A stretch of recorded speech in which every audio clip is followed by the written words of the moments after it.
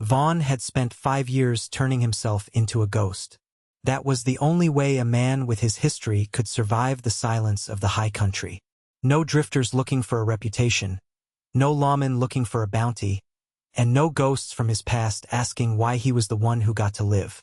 Just him, the timberline, and the heavy winter silence. But on this particular morning, the silence was broken not by the wind, but by the crunch of hooves on fresh powder. It was Christmas Eve, though Vaughn had nearly forgotten the date until he'd seen the frost patterns on the glass that morning. He stepped out onto his porch, his hand instinctively hovering near the Colt Navy revolver he still wore out of habit, though he hadn't fired it in anger since the war. The snow was falling in thick, lazy flakes, blanketing the valley in white, but the figure sitting on the horse 50 yards away was a splash of stark contrast. She was motionless, watching him with an intensity that made the hair on his arms stand up. She wasn't a local settler, and she certainly wasn't a lost traveler. She wore a high-collared, traditional cheongsam made of heavy gray silk, padded against the cold, with fur lining the edges. It was a garment of elegance and tradition, utterly out of place in the rugged Wyoming wilderness. She sat her horse with the poise of royalty, her dark eyes tracking Vaughn as he stepped off the porch, his boots sinking into the drift. Vaughn didn't speak. He just watched her, waiting for the trouble he assumed she brought. She nudged her horse forward, the animal parting the snow with its chest, until she stopped 10 feet from him. Up close, he saw the sharpness of her features, the calculated intelligence in her gaze. She looked at his gun belt, then up to his eyes, measuring him. "You live alone," she said. Her voice was unaccented, clear and crisp as the winter air. "You act as if you are dead to the world. You hold a weapon you clearly know how to use. Yet the townspeople say you walked away from a fight in the saloon last month without drawing it." Vaughn frowned, the cold biting at his cheeks. "I don't look for trouble, ma'am. If you're looking for a hired gun, you've got the wrong cabin."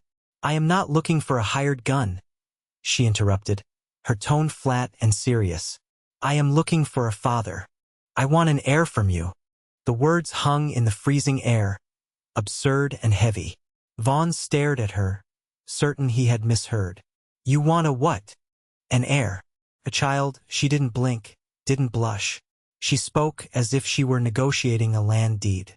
"I have watched you for 3 days. You are disciplined. You do not drink yourself into a stupor like the men in town. You move with economy. And most importantly, you possess violence, but you choose not to use it. That is a rare quality." Vaughn let out a short, incredulous breath, shaking his head. "Lady, you don't know who I am, or what I've done. You don't want my bloodline."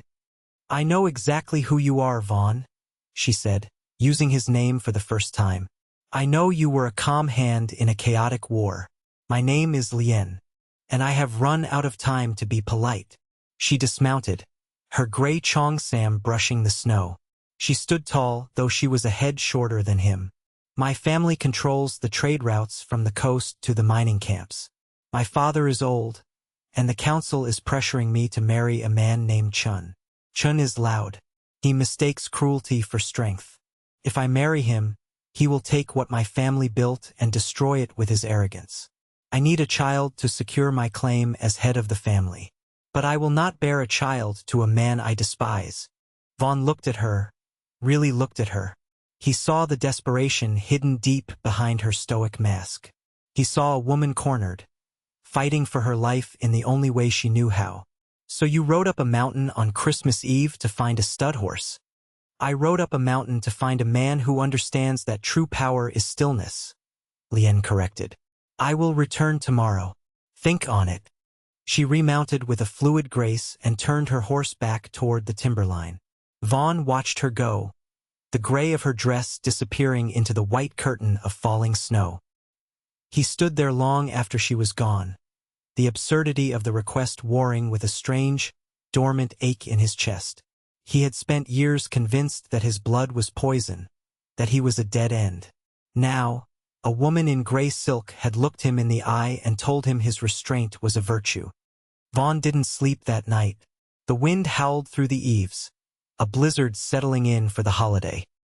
He sat by his wood stove, cleaning his revolver, the rhythmic motion usually a comfort, but tonight it felt insufficient. "I want an heir from you." It was madness. But as he looked around his cabin, neat, solitary, and utterly empty, he realized the silence he had courted for so long had turned into a prison. The next morning, the world was buried. 2 feet of fresh snow had fallen. Vaughn spent the morning shoveling a path to the woodpile, his breath pluming in the frigid air. He told himself she wouldn't come back. The storm was too bad. The pass would be treacherous. But when he looked toward the treeline, she was there. Lien was covered in a layer of frost, her horse laboring through the drifts. Vaughn dropped his shovel and waded out to meet her, grabbing her horse's bridle to help pull the animal toward the shelter of the barn. "You're insane," he grunted, reaching up to help her down. Her hands were ice cold even through her gloves. "You could have frozen to death." "I said I would come back," Lien said, her teeth chattering slightly, though her posture remained rigid. "My word is iron." Vaughn led her into the cabin, the warmth of the stove hitting them like a physical wall. He poured her coffee from the pot on the stove, his movements stiff. He wasn't used to guests. He wasn't used to caring if someone else was warm. "Why me?" Vaughn asked again, watching her thaw out. "There are plenty of men who aren't killers." Lien wrapped her hands around the tin cup. "The men in town are weak. They are soft because they have never been tested, or they are hard because they are broken. You are neither. You have walked through the fire and carried the ash with you. Yet you do not smear it on others." She looked up at him, her dark eyes piercing.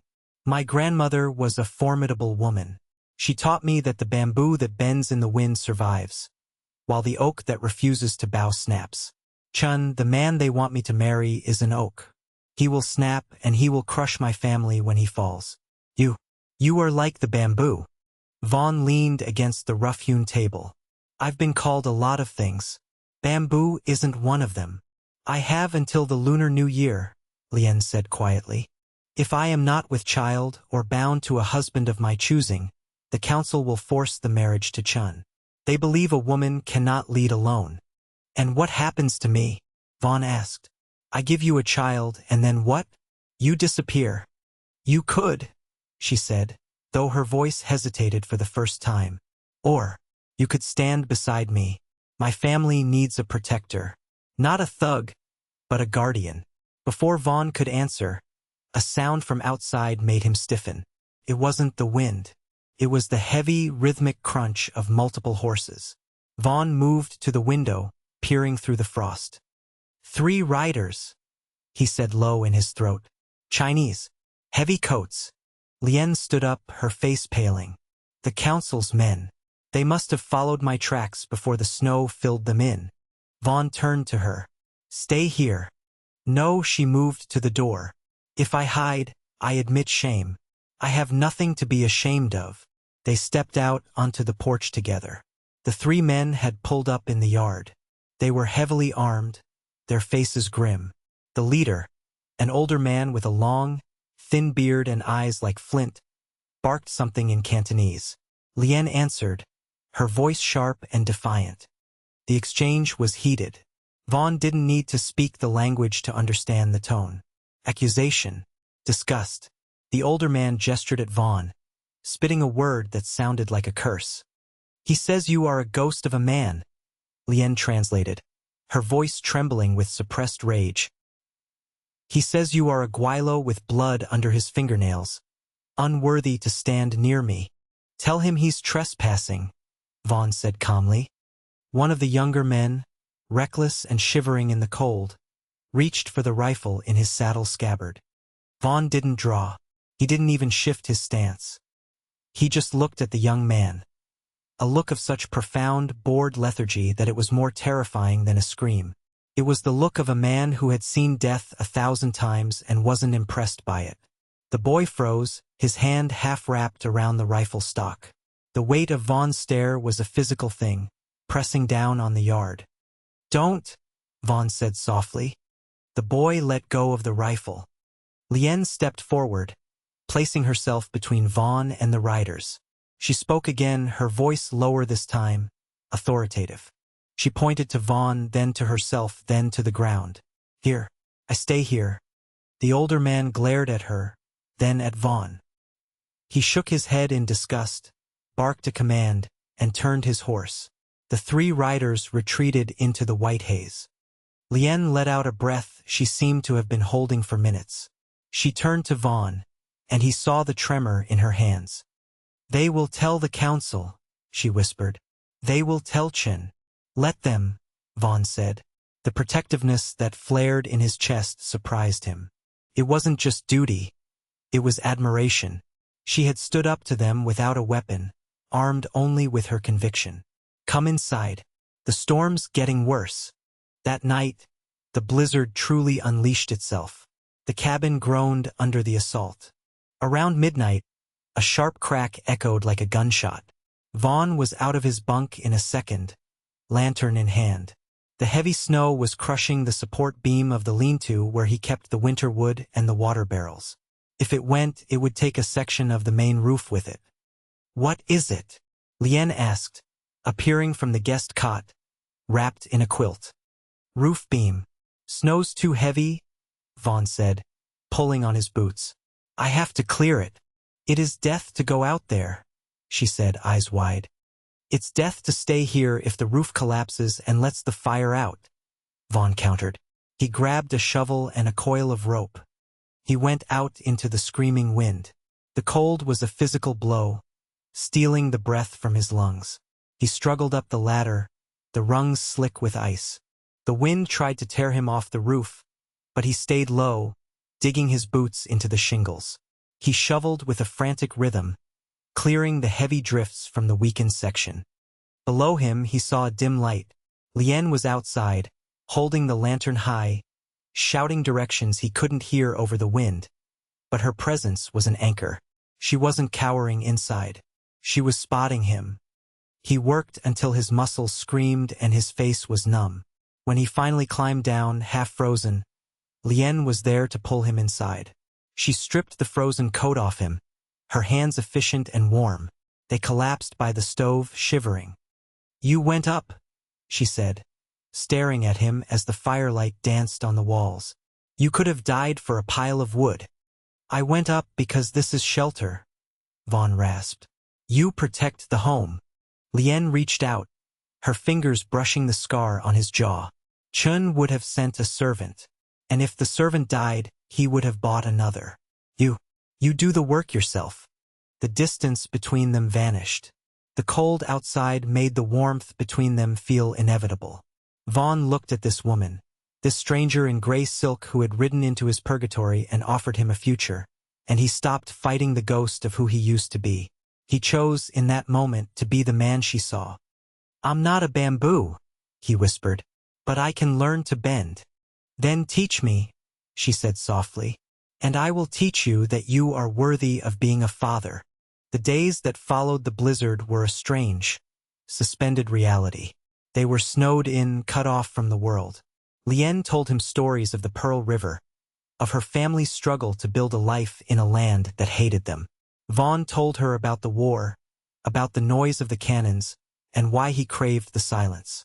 They weren't just making an heir anymore. They were weaving two jagged lives into something whole. But the world outside didn't stop turning. On the day before New Year's, the snow had packed down hard enough to ride on. Vaughn was chopping wood when he saw them. 5 riders this time, and at the lead was a man who radiated violence. Chin. He was a big man, broad-shouldered, wearing a long coat trimmed with bear fur. He didn't ride a settler's horse. He rode a massive black stallion. He dismounted in the yard with the arrogance of a king entering a conquered village. Lien rushed out of the cabin, her face pale. Chun, you have no right to be here. Chen ignored her. He walked straight toward Vaughn, stopping inches from him. Chun was younger, faster, and clearly eager for blood. He looked Vaughn up and down, sneering. So this is the Guilo stud, Chun said in perfect, accented English. He looks like a broken tool. Vaughn rested his axe against the chopping block. He didn't move his hands toward his gun. He just stood there, hands loose at his sides. "You're trespassing, Chun." "I am reclaiming what is mine," Chun spat. "Lien is promised to me. You are nothing. A mountain hermit with a rusty gun." Chun stepped closer, invading Vaughn's personal space. He wanted a reaction. He wanted Vaughn to shove him, to draw, to start a fight that Chen's men would finish with the Winchesters they had leveled at the porch. "Draw," Chen taunted. "Show her you are a man." "No," Vaughn said calmly. Chun laughed, a harsh, barking sound. "Coward." Without warning, Chun threw a punch. It was fast, a martial artist's strike, aimed right for Vaughn's temple. Vaughn saw it coming. His reflexes, honed by years of gunfighting, screamed at him to dodge, to block, to kill. But he remembered Lien's words. Strength isn't always loud. If he fought, he proved he was just another violent brute. If he fought, he jeopardized Lien's standing. Vaughn didn't flinch. He didn't blink. He held his ground, eyes locked on Chen's. The fist stopped a hair's breadth from his skin. The wind of the punch ruffled Vaughn's hair. Chen froze. He had expected the flinch. He had expected the fear or the aggression. He hadn't expected the absolute stillness of a mountain. Vaughn didn't blink. He just stared into Chen's eyes with a terrifying calmness. "Are you done?" Chun slowly lowered his hand, confusion warring with his anger. A man who didn't flinch at a death blow was a man who didn't fear death.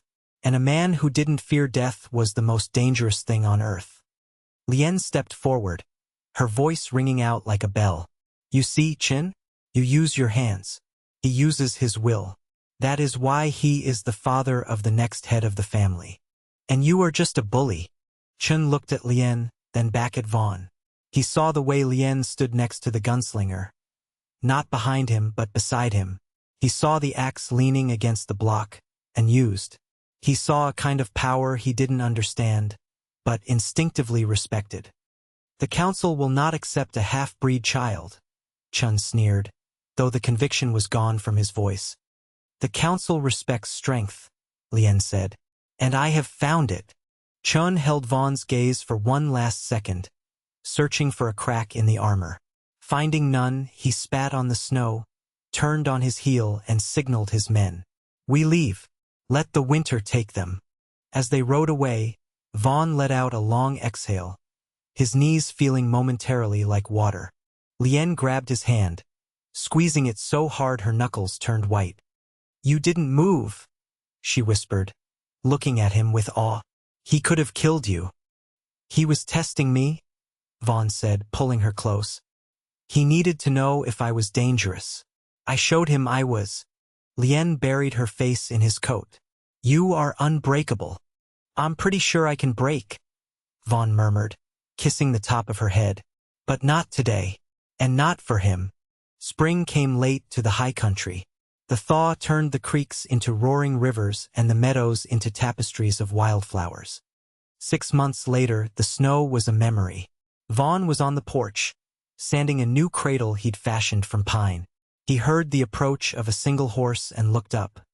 It was the older woman from the council, Madame Zhang. She rode alone, her expression unreadable. She dismounted and walked up the steps.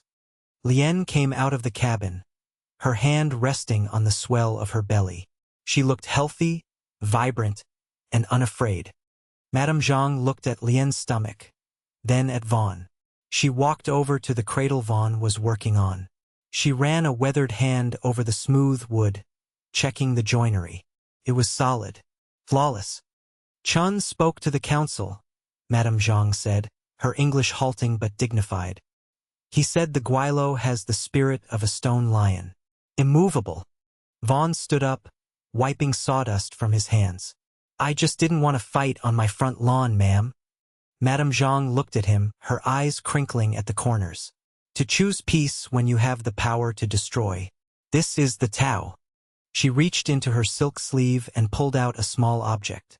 It was a jade amulet, carved in the shape of a dragon. She handed it to Lien. "For the heir," Madame Zhang said. "The family accepts." Lien took the jade, tears welling in her eyes. She bowed low to the elder. "Thank you, grandmother." Madame Zhang nodded, then turned to Vaughn. You must learn our language. If you are to raise a dragon, you must know how to speak to it. I'm learning, Vaughn said, glancing at Lien with a small smile. Slowly, good Madame Zhang mounted her horse. Winter will come again. Be ready. We will be, Vaughn promised. As the elder rode away, the valley seemed brighter, the air sweeter. Vaughn wrapped his arm around Lien's waist, his hand covering hers over their child. No regrets? Lien asked, looking up at him. Vaughn looked at the mountains, then at the gun belt hanging on the hook by the door, gathering dust, cold and unused. None, Vaughn said. I thought I wanted the silence. Turns out, I just needed the right reason to break it. Lien smiled, and it was warmer than the summer sun. They stood together on the porch, a gunslinger and an heiress, watching the future unfold in the wildflowers, built on the quiet courage of a Christmas Eve promise.